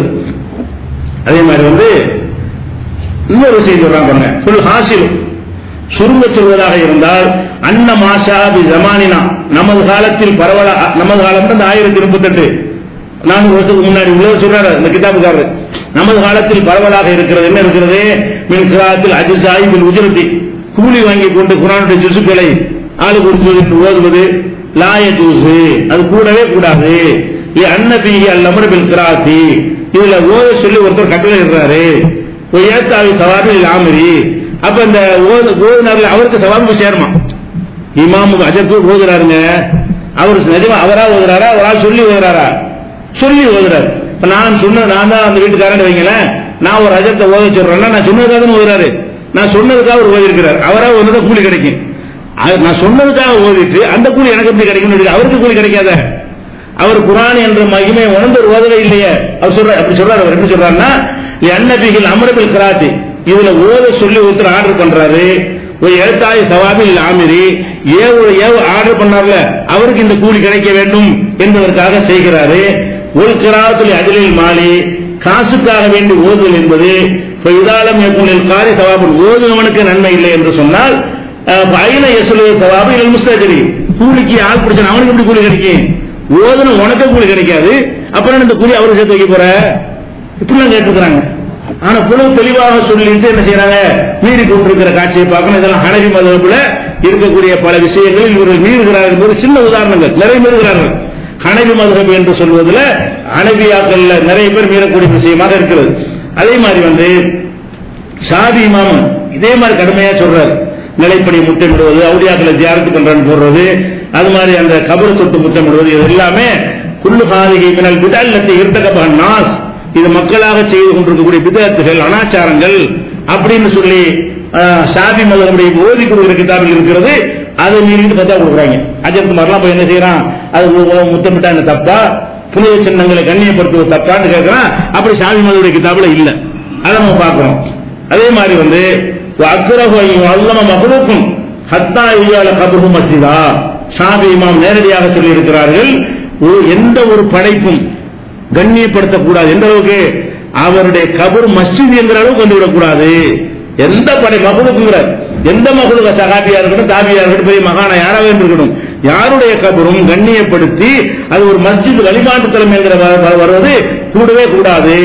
மகாபத்தில் பித்தினத்தை அழகி வராமம் பாதகன் நாசி, இது பின்வரக்கூடிய மக்களுக்கும் அந்த காலத்தில் வந்த மக்களுக்கும் ஒரு பித்தனாவாக, ஒரு சோதனையாக, ஏகத்துவத்துக்கு ஒரு இடையூறாக இது ஏற்பட்டுவிடும் என்று ஷாஃபி இமாம் அவர்கள் கண்டித்ததை எழுதி வைத்திருக்கிறார்கள்.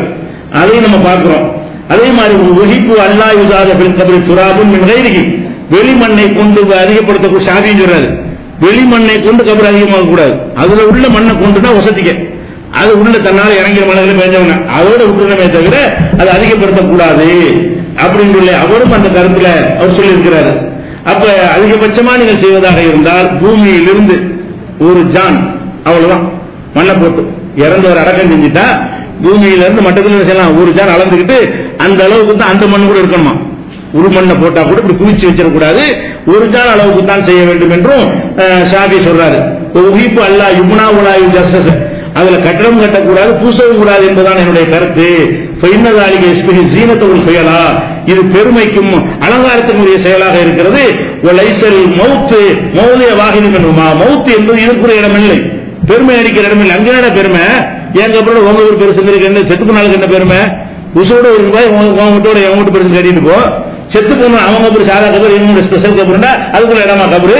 ஷாஃபி கேட்கிறாரு, கபரான பெருமை அடிக்கிற இடம் அதான் கிடைச்ச உங்களுக்கு அப்படின்னு கூட கடுமையாக அவங்க என்ன செய்யறாங்க கேட்கிறாங்க. அதை விட என்ன செய்யறான்னு கேட்டா, வலம் அர குபூரல் முஹாஜிரீன வல் அன்சார் முஹஜஸ்ஸஸா, அன்சாரிகளுடைய எல்லா கபரையும் நான் பார்த்து விட்டேன். முஹாஜிர்கள் கபர் ஷாஃபி சொல்றாரு, முஹாஜிர்கள் கபரை பார்த்துட்டேன், ஒரு கபரும் பூசப்படவே இல்லை. அப்ப ரசூலுல்லாஹ் காலத்துடைய தோழர்களாக இருந்த முஹாஜிர்களுடைய கபர்கள் பூசப்பட கிடையாது, அன்சாரிகள் கபர் பூசப்பட மண்ணை போட்டு வச்சிருந்தாங்களே தவிர இந்த மாதிரி பூசப்படலன்னு ஷாஃபி இமாம் டைரக்டா நேரடியா பார்த்து சொல்றாரு. அவர் அன்சார் கபரை பார்க்கக்கூடிய காலத்தில் வாழ்ந்தாரு, முஹாஜிர் கபரை பார்க்கக்கூடிய காலத்தில் வாழ்ந்தாரு. அப்பயும் அதுக்கு இல்லாத ஒன்றை நீ நாவூருக்கு பூசுற, அதுக்கு நீ தர்கா கட்டுற, அது எப்படி மார்க்கமாகும், அது எப்படி சுன்னத் ஜமாத் கொள்கையாகும் அப்ப என்று பார்த்தோம் சொன்னா எல்லாமே மீறக்கூடிய காட்சியை பார்க்கிறோம். அதே மாதிரி ஷாஃபி இமாம் என்ன செய்யறாருன்னு கேட்டா, சில பேர் அந்த முஹாஜிர் அன்சார் இல்லாம சில முக்கியமான ஆட்களுக்கு கட்டடத்தை கட்டி வச்சுட்டாங்க கபரை. அது சொல்றாரு, வக்கது ராயத்து மினல் உலாத்தி, என் காலத்தில் வாழ்ந்த ஆட்சியாளர்கள் எல்லாம் மை யகதிமு மக்கத்த மாயுபுனாபிகா, மக்காவில் எங்கெங்க கட்டப்பட்டிருந்த கபர்கள் அனைத்தையும் என் காலத்தில் உள்ள ஆட்சியாளர் இடித்து தகர்த்தார்கள். அப்ப புலமரல் புக்காக இழைப்பனதாளிக்க, என் காலத்தில் வாழ்ந்த ஊரு அறிஞரும் அதை குறை சொல்ல கிடையாது. நான் வாழ்ந்த காலத்தில் மக்காவில் ஆட்சியாராக இருந்தவர்கள் யாருடைய கபராவது கட்டப்பட்டிருக்குமே ஆனால் இடித்து தகர்த்தார்கள். எப்படி கபர் இடிக்க போச்சுன்னு யாரும் கேட்கல, ஒரு உலமாவும் கேட்கவில்லை, ஒரு புக்காவும் கேட்கவில்லை என்று சொல்லி அதை இஜ்மா இஜ்மா ஷாஃபி இமாம் ஏகமானதாக மக்கள் நினைஞ்சிருக்காங்க, அதுக்கு அங்கீகரிச்சிருக்காங்கன்னு சொல்றாரு. அப்ப எது மதுஹபு, மதுஹபுன்னு ஒரு பொய்யின் வழங்குதா இல்லையா? மதுஹபுன்னு இருப்பதாக இருந்தால் அவளை இடிச்சுட்டு வந்து பேசணும். கபரை இடிக்கிறது அவ்வளவு கோபம் வருது, கபரை இடிக்க சொல்லிவிட்டார்கள். மூணு ரோட்ல தர்காவில் ஒரு கல்லை எடுக்க முடியுமான்னு கேட்கிறார்கள். முடியுமா முடியாதுங்கிற பேச்சு இல்ல, அது எடுக்கணுமா எடுக்கக்கூடாதா? அப்ப ஷாஃபி இமாம் அதான சொன்னாரு, இடிக்கணும்னு சொல்லி இருக்கிறாரு, நாலிமா அதான சொல்லி இருக்கிறாங்க. அப்ப நாலிமாம் சொன்னதுக்கு மாற்றமாக சொல்லக்கூடியது எல்லாம் அவங்க சுன்னத் ஜமாத் என்று சொல்லக்கூடியதை பார்க்கிறோம். இன்னும் இது சம்பந்தமாக மதுஹப் இமாம்களுக்கு சம்பந்தம் இல்லை என்பது நிறைய சான்று இருக்கிறது. இன்ஷா அல்லாஹ் அதை அடுத்த நாளில் பார்க்கலாம்.